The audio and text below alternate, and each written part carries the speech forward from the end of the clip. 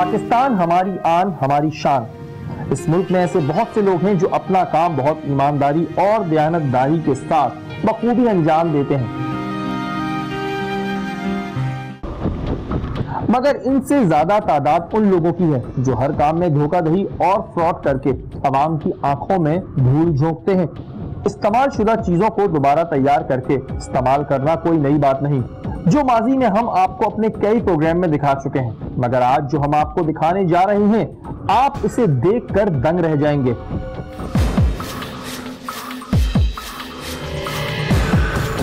अस्पतालों की इस्तेमाल शुदा ड्रिप्स, इंजेक्शन, यूरिन बैग और ब्लड बैग से हमारे और आपके रोजमर्रा के इस्तेमाल की चीजें तैयार की जाती हैं, यानी अद्वियात की बोतलें, स्ट्रॉ, खाने के बर्तन, पानी के पाइप, पानी के केन्स और मासूम बच्चों के खिलौने और फीडर्स। ये तमाम चीजें किस तरह तैयार की जाती हैं वो हम आपको आज के प्रोग्राम में दिखाएंगे। रोजाना की बुनियादों में अस्पताल से वेस्टेज प्लास्टिक बनाने वाली फैक्ट्रियों को बेचा जाता है, जहां इसे मशीन में पिघलाकर प्लास्टिक दाने की शक्ल दी जाती है और फिर इस प्लास्टिक दाने से हमारे घर में इस्तेमाल होने वाली बहुत सी चीजें बनती हैं जिसका आप तसव्वुर भी नहीं कर सकते। अस्पतालों की वेस्टेज यानी urine bags, blood bags, drips और इंजेक्शंस में हेपेटाइटिस और एड्स जैसी जानलेवा बीमारियों के जरासीम भी होते हैं। अस्पतालों की वेस्टेज को दुनिया भर में इंतहाई खतरनाक माना जाता है और इन तमाम वेस्टेज को एक मखसूस प्लांट में जलाकर जाया किया जाता है ताकि इसका इस्तेमाल किसी भी तौर पर दोबारा ना किया जा सके। शहर कायद में मौजूद कुछ सरकारी अस्पतालों में तो इसके प्लांट भी मौजूद हैं, मगर इसका इस्तेमाल होता है या नहीं ये तो खुदा ही जानता है। मगर दीगर प्राइवेट और सरकारी अस्पतालों में जहां प्लांट मौजूद नहीं, इनको वेस्टेज को महज एक थैले में बंद करके डीएमसी यानी डिस्ट्रिक्ट म्युनिसिपल कॉर्पोरेशन को देने की हिदायत है, मगर ऐसा होता है या नहीं। अस्पतालों में मौजूद वेस्टेज से क्या क्या तैयार होता है वो तो आपने देख लिया, लेकिन ये वेस्टेज अस्पतालों से फैक्ट्रियों तक कैसे पहुंचती? ऐसी ही एक इंफॉर्मेशन टीम टारगेट को मौसूल हुई। आइए आपको दिखाते हैं।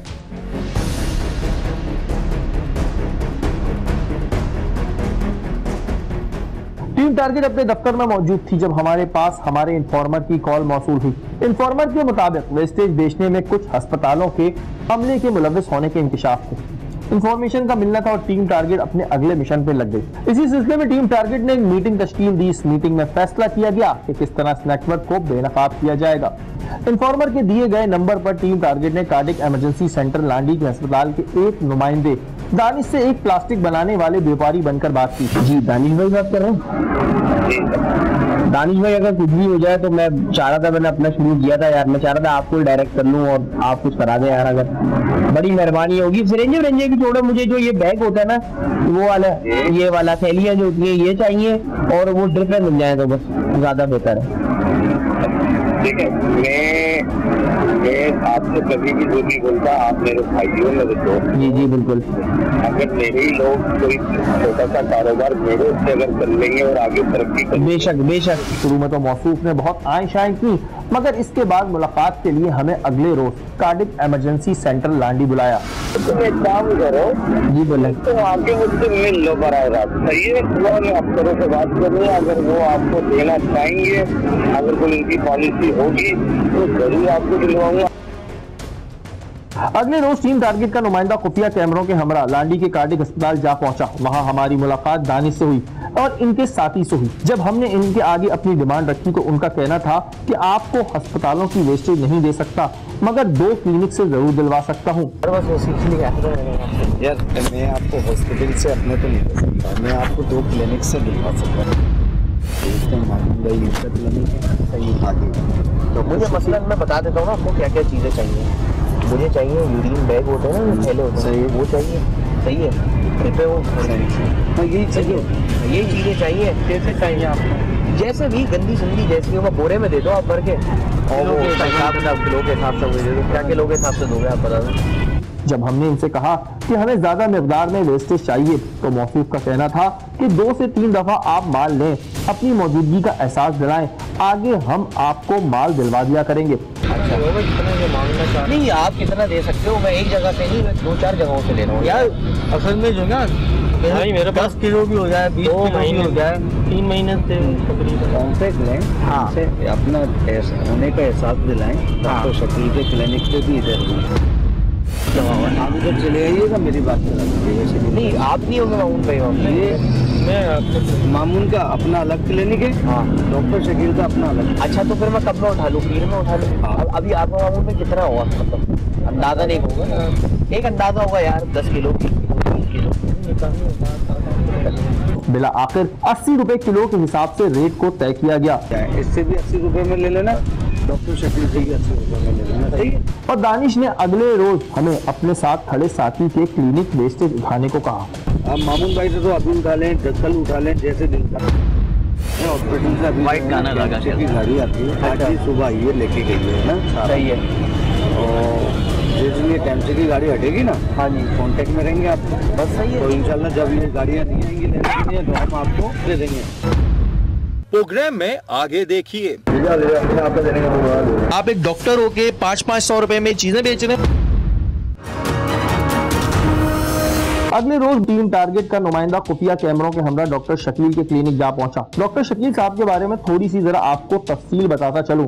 ये मौसूफ लांडी कार्डिक अस्पताल में RMO के फराइज अंजाम देते हैं, जिससे इन्हें हुकूमत की तरफ से नॉन प्रैक्टिसिंग अलाउंस भी मिलता है। आम जबान में कहा जाता है कि तनख्वाह के साथ इजाफी मुआवजे का देना, जो इसलिए होता है कि आप कहीं और डॉक्टर के फराइज अंजाम नहीं दे सकते। मगर ये मौसूफ तो अरसे दराज से अपने प्राइवेट क्लिनिक खुलेआम चला रहे हैं। मगर आज हमारा नुमाइंदा किसी और मकसद के लिए डॉक्टर साहब के पास तशरीफ लाया था। जब हम इनके पास पहुंचे तो डॉक्टर साहब को दानिश की डील के बारे में सब कुछ पहले से ही पता था, इसलिए डॉक्टर साहब ने बगैर बात किए अपने कंपाउंडर को बुलाकर वेस्टेज हमें देने को कहा। लेट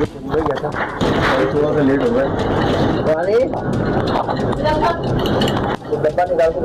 गए, सिरिंजें कौन सी देनी है? कितनी देनी है सब डाल दें। देखिए केक भी नहीं लगी अभी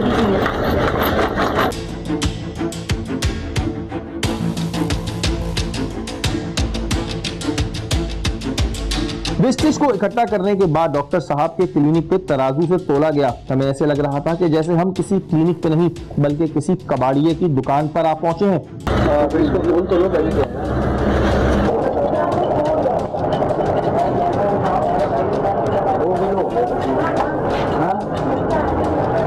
दो किलो है। आखिर में डॉक्टर साहब ने हमसे वेस्टेज की कीमत वसूल की और 10 दिन बाद आने की दावत दी। एक 80 रुपए में बात हुई थी ना। अब आज क्या तारीख है? आज है बहुत 3 तारीख है, 13 को होगा, 10 दिन के बाद। इसके बाद हमने दानिश की बताई हुई दूसरी जगह का रुख किया। ये शख्स यहाँ पर कंपाउंडर के फराइज अंजाम देता है। यहाँ हम आपको ये बात बताते चलें कि इस बच्चे का चेहरा छुपाने का मकसद इसके आने वाले मुस्तकबिल का है, क्योंकि काफी सोचने के बाद हमने ये फैसला किया कि इसका चेहरा छुपाया जाए, क्योंकि इसकी उम्र अभी कम है और इसे एक मौका दिया जाए। लाइट नहीं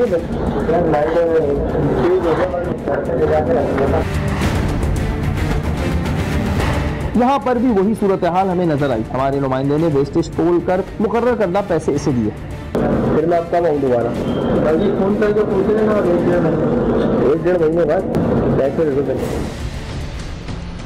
जी नाज़रीन, आप लोगों ने देखा कि डॉक्टर और कंपाउंडर ने किस तरह अस्पतालों से निकलने वाली वेस्टेज हमें चंद पैसों के एवज फराहम कर दी।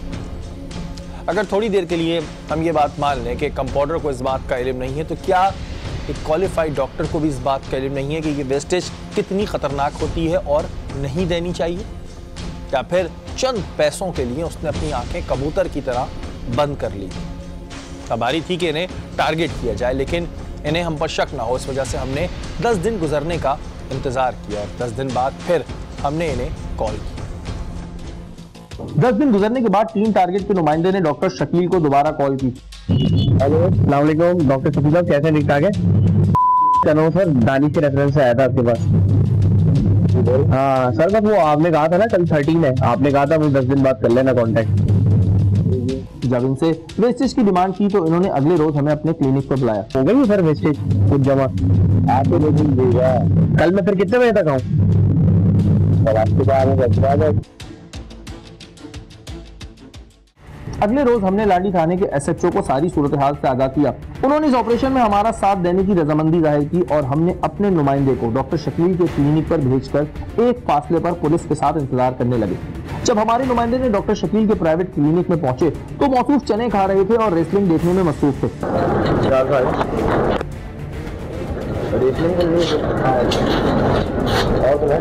कितना हो गया डॉक्टर साहब?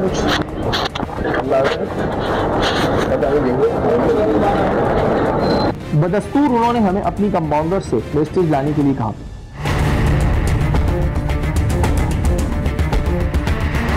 वेस्टेज को एक जगह जमा करने के बाद हमने डॉक्टर साहब को बताया कि आज हम तराजू लाना भूल गए हैं, तो लिहाजा सौदा लमसम में पैसों में किया जाए, जिस पर डॉक्टर साहब रजामंद हो गए।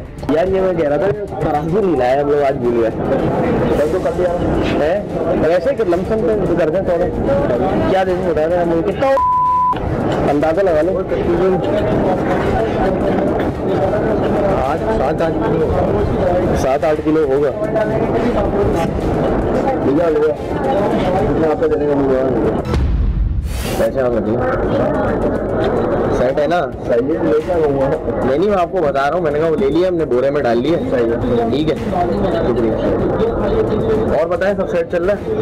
हमने डॉक्टर साहब को वेस्टेज की कीमत अदा की और अगली दफा आने के लिए पूछा तो डॉक्टर साहब का कहना था कि हफ्ते हफ्ते आया करो, जुमेरात को रश होता है, इस दिन ना आया करो।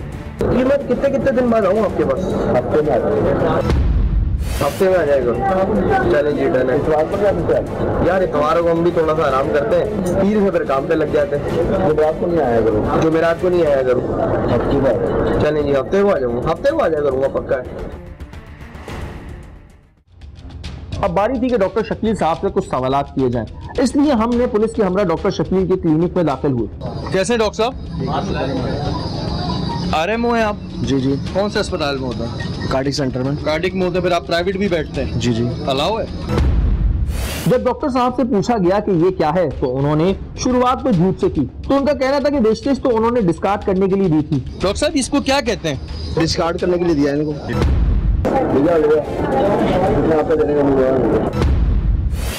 इससे पहले भी आपने पैसों में बेचा था, अभी भी आपने जो पैसे लिए वो आपकी जेब में, उसकी भी वीडियो हमारे पास मौजूद है। और आपको नहीं पता है कि ये चीजें बेचना कानूनन जुर्म है? इससे पता है बच्चों की फीडरें बनती हैं, इससे पता है आपको पानी की बोतलें बनती हैं। अच्छा, सब पता है? अच्छा, नहीं मुझे नहीं पता। डॉक्टर साहब आपको नहीं पता कि ये सारा DMC KMC को देना होता है? आप एक डॉक्टर होके 500-500 रुपए में, 180 रुपए में ये चीजें बेच रहे हैं, ये आपको जेब देता है? फिर डॉक्टर साहब कहने लगे कि ये वेस्टेज बेचता नहीं हूँ, बस पहली दफा बेची है। मतलब आप एक तो पहले आपने कानूनन ये जो बेचते नहीं है? ये बंदे आए, ये लेके इससे पहले नहीं बेचा कभी। किसके कहने पर आए थे? दानिश कहाँ पर होता है? दानिश होता है जानने वाला, इधर मेले में होता है। नहीं, वो भी कार्डियो में होता है ना? कार्डियो में होता है, पता है ना? हाँ। एक तो पहले आप ये गलत कर रहे हैं कि आपने नहीं भेजा कभी, मैंने कभी इससे पहले। आप इधर मेरी बात का जवाब दें हैं कि आपको पहले तो यहाँ बैठना अलाउ नहीं है ना? गवर्नमेंट, आप डॉक्टर हैं, आप प्राइवेट नहीं बैठ सकते, चले मैं उस पर बात नहीं कर रहा। चलो, लेकिन आप एक वेस्टेज जो कानूनन और सरकारी और ये हर तरीके से जुर्म है, आप उसको पैसों में बेच रहे हैं। मैं नहीं बेचता, अभी बेचा? First time. हाँ बिल्कुल। 2 दफा बेचा है ना? 2 दफा। मतलब आपसे मैं बोलूंगा कंफर्म कर दें, आप कर देंगे? नहीं मैं नहीं करता, ये बेचता ही नहीं हूँ मैं। नहीं तो ये तो गलत काम है ना आपके साथ। ये मैं दे देता हूँ, मैं कभी बेचता नहीं। आपके सामने है ना ये सारी चीजें, ये सारी गंदी बोतलें, ये सारी ये निडल्स, ये पिघल जाएंगी, पिघलने के बाद ये इससे बच्चों की फीडर बन जाएगी।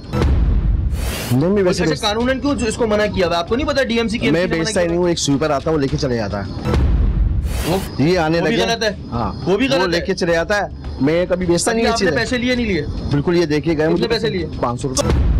तो बोल रहे हैं जुमेरात को नहीं आया करो, जुमेरात को रश होता है, इतवार मैंने बिल्कुल ये बोला। तो आपने तो एक बिजनेस बना लिया ना, ये आपने बिजनेस बना लिया। आप बोलते हैं मैं बेचता नहीं हूँ, बेचता नहीं बेचते। अभी आने लगे तो बंदा क्या करे? 2 दफा आपके पास आके बोलूं किसी को जहर का इंजेक्शन ठोक दें, आप ठोक देंगे? क्यों ठोकेंगे यार? तो फिर जब आप ये नहीं करते तो ये काम कर रहे हैं जिसमें नोट नजर आ रहे हैं, जिसमें आपको नोट नजर आ रहे हैं वो काम कर रहे हैं आप। ये अभी हो सकता है प्लानिंग के तहत काम किया हो, तो प्लानिंग के तहत तो किया आपको चेक करने के लिए ना बस। पुलिस ने अपनी कानूनी कार्रवाई करते हुए डॉक्टर शकील को हिरासत में ले लिया। ये देख सकते हैं जी, ये वो डॉक्टर है। डॉक्टर मैं क्या बोलूं, जो महज 500 रुपए और 180 रुपए में वो चीजें बेच रहे हैं जिसे सख्ती से मना है। और पता है इनके डॉक्टर है, ये बच्चे नहीं है, कि इन्हें ये चीज बहुत अच्छी तरह पता है कि सख्ती से मना है ये चीज। अभी इनको थाने लेके जाएंगे। ये माशाल्लाह हमारे यहाँ सूरत हाल है जी, ये इनको बिल्कुल पता है कि ये किस चीज के लिए इस्तेमाल होता है। प्रोग्राम में आगे देखिए। फीडरें बनती हैं, खिलौने बनते हैं जो हमारे बच्चे मुंहों में लेते हैं। बुलाओ उसके अस्पताल की इंतजामिया को, बुलाओ, अंदर आओ। लांडी पुलिस के हमरा हमने दूसरे क्लिनिक का रुख किया। यहाँ पर पहुंचते ही पुलिस ने मौजूद कंपाउंडर को हिरासत में ले लिया। यही है, आ जाओ आ जाओ आ जाओ बेटा, चले। ये था दूसरा बंदा, इसको भी बिठा ले। वेस्टेज बेचते हो तुम, रुपए बेचते हो? नहीं बेचते। चलो बाकी थाने चल के बात होगी। अब आ जाओ, चलो। हम आपको एक दफा फिर ये बात बताते चले, इस बच्चे की उम्र कम थी, इस वजह से इसका चेहरा छुपाया जा रहा है ताकि इसे सुधरने का एक और मौका दिया जाए।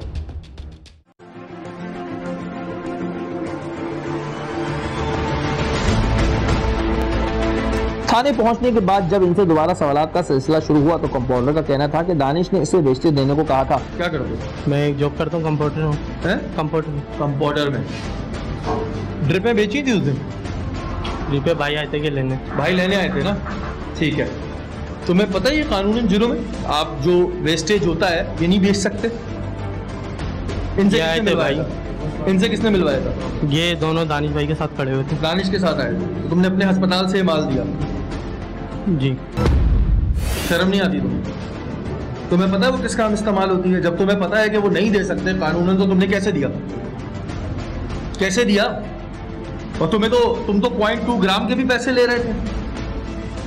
6 किलो 2 ग्राम बना था ना? हाँ।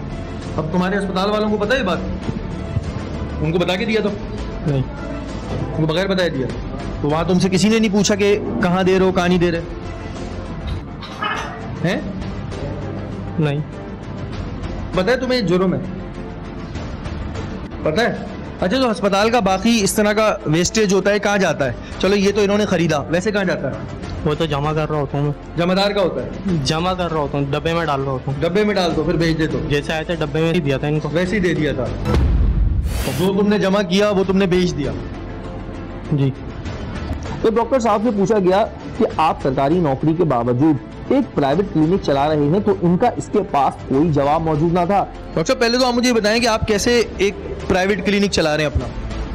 ये वजीर सेहत को पता है बात? मिलाओ उसको फोन, सेक्रेटरी मिलाएंगे तो जाहिर है नौकरी का मसला आ जाएगा। नहीं, नौकरी का मसला तो आना चाहिए ना। आप मतलब एक सरकारी जॉब कर रहे हैं, उसके अलावा आपने अपना प्राइवेट भी खोला हुआ है। मुझे पता है वहां पर कितना ध्यान देते हैं और कितना यहाँ पे देते हैं। दूसरी बात बताएं कि आप एक डॉक्टर है ना, MBBS किया है अल्हम्दुलिल्लाह, जाली तो नहीं है? तो आपको नहीं पता कि ये सामान देने का नहीं होता? कभी किसी को नहीं दिया, सिर्फ स्वीपर आता है वो लेके चले जाता है। अच्छा, आपको एक और बात बताऊं, स्वीपर को देना भी गलत है। आप स्वीपर को भी नहीं दे सकते। मैं इस वक्त कानून दिखा सकता हूं, KMC और DMC के अलावा ये सॉलिड वेस्ट किसी को नहीं दे सकते। तो आप कैसे स्वीपर को दे रहे हैं? असल में बेचता हो इतना जमा हो जाता है, हम कहते हैं जो भी आए ले जाए। अगर स्वीपर आता था वो ले जाता था। छुड़ाने के लिए जो बच्चों की फीडरें बन रही हैं, जो पानी की बोतलें बन रही हैं, इन्हीं से बनती हैं। इसको जब प्लास्टिक को मोल्ड करते हैं, प्लास्टिक दाना बनता है, प्लास्टिक दाने के बाद इनसे ये हमारे बच्चों की फीडरें बनती हैं, खिलौने बनते हैं जो हमारे बच्चे मुंहों में लेते हैं। आपको आइडिया नहीं है कि कितनी खतरनाक और कितनी? पता है, आइडिया है मुझे। तो जब आपको पता है तो आप अपनी जान छुड़ाने के लिए क्यों दे रहे थे? डॉक्टर साहब, एक जान छुड़ाने के लिए आप एक डॉक्टर हैं, आप कैसे दे सकते हैं ये चीज? क्या भाई ले लो, मैंने अपनी जान छुड़ाने के लिए, इनके पास बहुत सारा असला जमा हो जाए, मोबाइल चोरों का छीना हुआ, ये कह रहा मैंने जान छुड़ाने के लिए जो आ रहा है दे दूं। आखिरकार डॉक्टर साहब ने अपनी गलती तस्लीम कर ली। बस ठीक है, मिस्टेक हुई है बस। ऐ दिल तू क्यों रोता है? ये दुनिया है पैसे की, यहां ऐसा ही होता है। आपने देखा कि हॉस्पिटल की वेस्टेज फराम करने के बाद भी इनके चेहरों पर कोई शर्मिंदगी और नदामत ना थी। अब बारी थी एक और अस्पताल को टारगेट करने की, जहां पर हमारे नुमाइंदे की डीलिंग एक जमादार से हो रही थी। हमारे एक और नुमाइंदे ने नागन चौरंगी पे वाक़ अंजुम अस्पताल के एक जमादार से डील की। आइए आपको सुनाते हैं। बात कर रहा हूँ, तैमूर अंजुम क्लिनिक आया था ना वेस्टेज के लिए। अच्छा, जी बोले भाई, हफ्ते को फिर मैं आ जाऊँ। कितना किलो होगा यार? हफ्ते को अगर भाई भी आप आओगे ना तो वही तकरीबन 12 किलो होगा। अच्छा, उसमें सिर्फ ड्रिपें होंगी या और भी चीजें होंगी? नहीं, बस यही चीजें होंगी, ड्रिप वगैरह, इंजेक्शन। बस तो मैं चाहिए वो भी डाल दिया करूंगा। बस चाहिए तो मुझे ये सारी चीजें डाल के दे देना। इस दिन के बाद इस शख्स ने हमें वेस्टेज बेचने के लिए अस्पताल बुलाया हमने इसे रंगे हाथों टारगेट करने का फैसला किया। अब इस खुफिया वीडियो को आप देख सकते हैं कि किस तरह खुलेआम ये जमादार वेस्टेज बेच रहा है और इसे रोकने वाला कोई नहीं। ये भी हम लोग कहाँ पे जाएंगे, बात करें वाले के पास, जिससे हम माल लेते हैं उसके पास तो मैं जाऊँगा। ये शख्स हमारे नुमाइंदे से वेस्टेज का सौदा कर चुका था, बारीकी से टारगेट करने की। क्या नाम है तुम्हारा? तैमूर। क्या है ये माल है ड्रिप वगैरह। किस चीज के लिए दे रहे हो? हाँ, किस चीज के लिए दे रहे हो? ये खोलो, क्या मतलब? खोलो खोलो खोलो, इस चीज के खोलो उसको, खोलो खोलो। ये बोलते हैं भाई वो करेंगे, हम लोग क्या करेंगे? ये देखिए जी, ये इस तरह अस्पतालों से ये यूरिन बैग, ये ड्रिपें दी जाती हैं। बिटाई और मक्कारी इस शख्स के चेहरे पर साफ नुमाया थी। इसके नजदीक ये तो कोई गुनाह ही नहीं था। किससे पूछ के दिए तुमने अंदर? क्या? किससे पूछ के दिए? किससे पूछ के, क्या मतलब? पता है तुम्हें कानूनन जुर्म है? ये तो तुम्हें पता, अभी मोबाइल बुलाऊंगा और तुम अंदर जाओगे। अब ये तो भाई क्या, ये कानूनन जुर्म है। ये तो बोल रहे थे भाई ये हमने चूरा बनाना है और ये वो करना है, और तो कोई। इस वीडियो में ये शख्स खुद इकरार कर रहा है कि ये वेस्टेज कबाड़ी को बेचता है। हम तो भाई कबाड़िए को देते और किसी कबाड़िए को देते हो ना? हाँ, ये देख सकते हैं आप, ये सारा देखो, ये दिखाएं जी। बहरहाल हमने इसे वेस्टेज समेत अस्पताल इंतजामिया के सामने ले जाने का फैसला किया। बुलाओ उसके अस्पताल की इंतजामिया को, बुलाओ, अंदर आओ। अस्पताल के अंदर दाखिल हुए तो सामने एक शख्स बड़े आराम से बैठे हुए थे। मालूम करने पर चला कि ये मौसूफ इस अस्पताल के एडमिन इंचार्ज हैं। जब इन्हें सारी सूरत हाल से आगाह किया तो ऐसे नन्हे काके बन गए जैसे इन्हें कुछ पता ही ना हो। प्रोग्राम में आगे देखिए अस्पताल का बंदा कैसे बेच रहा है बाहर। उनकी मुद्दत में इसको बंद किया गया। यहाँ पर हमें नजर आ रहा है कुछ सामान।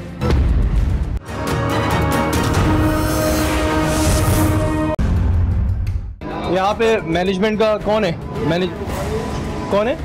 आप हैं? मुझे एक बात बताएं कि ये जो वेस्टेज होती है, यूरिन बैग, ब्लड बैग्स और ये ड्रिप्स, ये देना अलाउ है? नहीं, अलाउ नहीं है, गलत है। क्या करना होता है? इसको देना होता है। इसको ये गाड़ी आती है हमारे, उसको हम देते हैं। ये फिर आपका अस्पताल का बंदा कैसे बेच रहा है बाहर? गलत किया इसने, गलत क्या? बात पता है कि ये जो सामान है इससे जो है पता है दाना बनता है और फिर फीडर बनती है। गलत किया है, इसकी सजा मैं इसको खुद थाने लेके जाऊंगा। लेकिन ये अब से कुछ देर पहले के मनाजिर हैं। इस वीडियो के मवाज़ने में आप साफ देख सकते हैं कि किस तरह इतना बड़ा बोरा जमादार इनकी आंखों के सामने लेके जा रहा है, लेकिन शायद उन्होंने अपनी आंखें किसी और वजह से बंद कर रखी हैं। बहरहाल अपने ऊपर से मलबा हटाते हुए इन्होंने इस जमादार को पुलिस के हवाले करने का फैसला किया।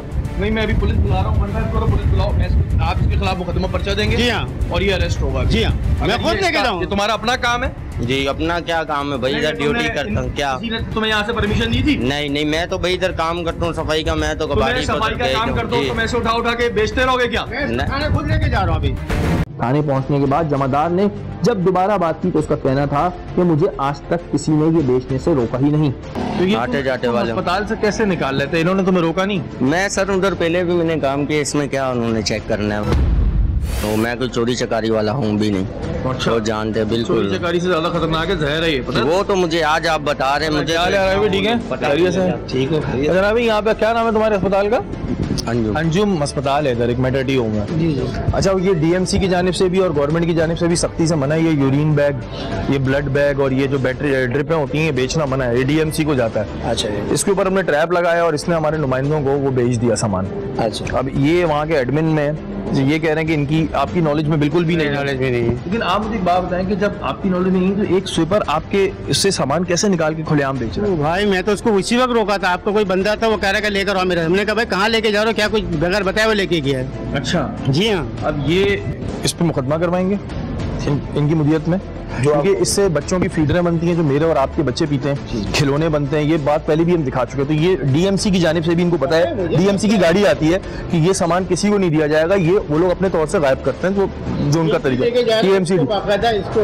अब ये जो है ये कुछ पैसों के एवज 30 रुपए 40 रुपए किलो के लिहाज से बेच रहे हैं और इनको कह रहे हैं कि तो मुझे पता नहीं, जिसमें यूरिन बैग है, जिसमें ब्लड बैग है और ये सारा प्लास्टिक बन के इसकी फीडरें बन जाती हैं, इसके खिलौने बन जाते हैं बच्चों के, जिस पर हम जो है वो काम कर रहे हैं। तो इस पर ये साहब मौजूद हैं। अब आप इनकी मुद्दत में, क्योंकि इनके कह रहे हैं कि मैं इनके खिलाफ मुकदमा करूंगा, इनकी मुद्दत में इसको बंद किया। ठीक है। अस्पतालों से इंतहाई खतरनाक मवाद बेचा जाता है, ये तो आपने देख लिया, लेकिन इसके बिकने के बाद इसका क्या होता है और ये कहां जाता है, आइए आपको दिखा।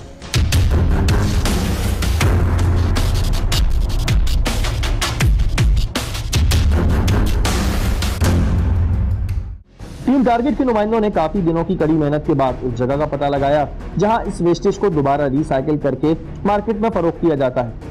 आप इतनी बड़ी जगह को देखकर खुद अंदाजा लगा सकते हैं कि कितनी बड़ी तादाद में यहाँ शहर भर के अस्पतालों से वेस्टेज लाकर रिसाइकिल किया जाता है। हमने फैसला किया कि इन लोगों से भी चलकर पूछा जाए कि आखिर क्यों वो ये मौत रोजाना की बुनियादों पर बेच रहे हैं, जिसे शायद कभी ना कभी इनके बच्चों तक भी पहुंचना है। ये काम कोरंगी के एक इलाके में हो रहा था। हमारी गाड़ियों को अपनी तरफ आता देखकर यहाँ से लोग फरार होने में कामयाब हो गए। अच्छा नाज़रीन, मैं आपको एक और चीज भी दिखाऊं कि ये रास्ता वहां से देखें, आपको मोटरसाइकिल आती हुई नजर आ रही होगी, वो एक रास्ता चल रहा होता है। लेकिन अगर हम वहां से देखें तो यहाँ पर आने के तमाम रास्तों को बंद किया हुआ है और इतने खुफिया तरीके से एक रास्ता बनाया हुआ है कि एक आम आदमी जो पहली दफा में आएगा वो उधर आ ही नहीं सकता है। ज़ाहिर है हमारे भी इन्फॉर्मर्स यहाँ पर आ रहे थे और इनकी होशियारी होती है कि जैसे यहाँ पर इनको मूवमेंट नजर आती है, कोई भी ऐसी मूवमेंट, पुलिस की मूवमेंट या कोई और मूवमेंट, तो ये यहाँ से फौरी तौर पर भाग जाते हैं। ये वो जगह है जहाँ पर वो तमाम चीज़ों को सुखाया जाता है जिस पर हम प्रोग्राम कर रहे हैं। और जो ड्रिप्स होती हैं या फिर जो यूरिन बैग होते हैं, ब्लड बैग्स होते हैं, या उसके अलावा भी जो गंदी थैलियाँ होती हैं, ये आप देख सकते हैं कि यहाँ पर सुखाया है। पहले हमारे आने की मूवमेंट जितनी देर को हुई है तो मेरे ख्याल से यहाँ से लोग जो है वो निकल गए, लेकिन यहाँ वो सारा मवाद मौजूद था जिसे रिसाइकिल करके मार्केट में आगे फरोख्त किया जाता है। और ये वो तमाम थैले हैं, ये जो तमाम बोरे पड़े हुए हैं यहाँ पर, जिसके अंदर ये जो है वो सामान जो है वो सुखाया जाता है। ये देख सकते हैं आप, ये अंदर पूरा एक इनका जंक यार्ड बना हुआ है। अगर आप देखेंगे चप्पलें भी यहाँ पड़ी हुई नज़र, इन्होंने देखी होगी कोई ना कोई मूवमेंट, बड़े तेज है यहाँ के लोग, किसी को मूवमेंट देख के फौरन यहाँ से मूवमेंट, कोई भी मूवमेंट देखते तो यहाँ से निकल जाते हैं। जब कुछ बोरों को खोला गया तो इसके अंदर से खून और गंदगी में लथपथ वो सारा फुजला निकला जिसकी हमें उम्मीद थी। यार तरह इसको निकालो, यहाँ पर हमें नजर आ रहा है कुछ सामान, इसको निकालो, यहाँ पर निकालो, पलटो सारा, पलटो। ये देख सकते हैं आप, ये और भी खोलो।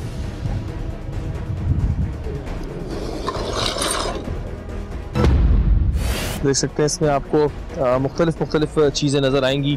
इसमें ये देख सकते हैं आप, ये यूरिन बैग्स हैं, उसके अलावा यहाँ पर ये नीडल्स हैं जो पतला प्लास्टिक होता है, उसके अलावा आपको ड्रिप का जो सामान है वो नज़र आ रहा होगा। और अगर अभी हम अंदर मज़ीद खोलते रहेंगे तो ये तमाम चीज़ें आपको नज़र आती रहेंगी। ये देखें आप, ये तमाम सामान जो है यहाँ पर लाकर इसको जब पहले धोया जाता है, उसके बाद जब ये जाता है तो ये प्लास्टिक जो है, प्लास्टिक बनने के बाद इससे जो प्लास्टिक दाना तैयार होता है उससे ये तमाम चीज़ें तैयार होती हैं। आप देख सकते हैं ये यूरिन बैग्स हैं और यहाँ पर काफ़ी चीज़ें यहाँ पर मौजूद हैं।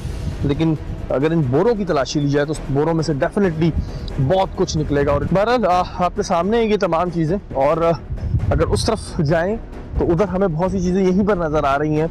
इस कचरे के अंदर बहुत सी ऐसी चीज़ें पड़ी हैं जो अस्पतालों का वेस्टेज है और जिसे उठाया गया है, और इन अस्पतालों का वेस्टेज उठने के बाद जो है वो यहाँ पर लाया जाता है और उसके बाद यहाँ पर धुलने के बाद जो है उसको आगे किस तरह सप्लाई किया जाता है। और बाखुदा इधर इतनी शदीद स्मेल है कि मेरा खड़ा होना मुहाल है।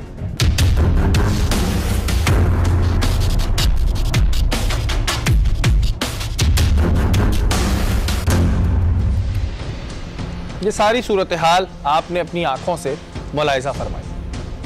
आपने देखा कि किस तरह अस्पतालों से ये खतरनाक मवाद बेचा जा रहा है और खुलेआम बेचा जा रहा है।